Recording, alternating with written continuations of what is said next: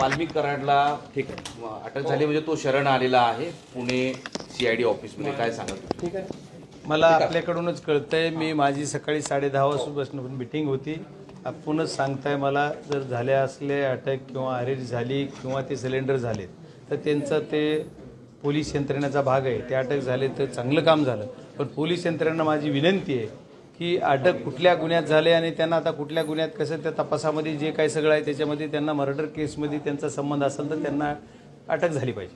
कराडा व्हिडिओ जारी केला आहे शरण येण्यापूर्वी की माझा या गुन्ह्याशी काही संबंध नाही, खोटा गुन्हा दाखल झाला आहे खंडणीचा आणि संतोष भैया देशमुख यांचे जे मारेकरी आहेत त्यांच्यावर कठोर शिक्षा झाली पाहिजे, त्यांना फाशीची शिक्षा झाली पाहिजे, अशी मागणी त्यांनी अशी केली. केली. नाही, त्यांनी मागणी काय करावी हा त्यांचा अधिकार आहे आणि तपासामध्ये काय पूर्ण पारदर्शक तपास करणं हा CIDकडे तपास असल्यामुळे CIDचं काम आहे.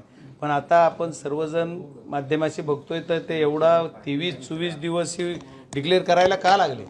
जर तसं होतं तर मग 23 पहिल्या क्षणालाच करायचं ना. जे 11 तारखेला गुन्हा झाला, आज 20 दिवस झाले, 20-22 दिवस गुन्हा जो खंडणीचा होऊन त्या दिवशी त्यांनी डिक्लेअर करायचं ना. मग बाहेर कशाला पळले? तरी करायचंच होतं डिक्लेअर त्या दिवशी करायचं. जर केलं असेल तर मला माहित नाही.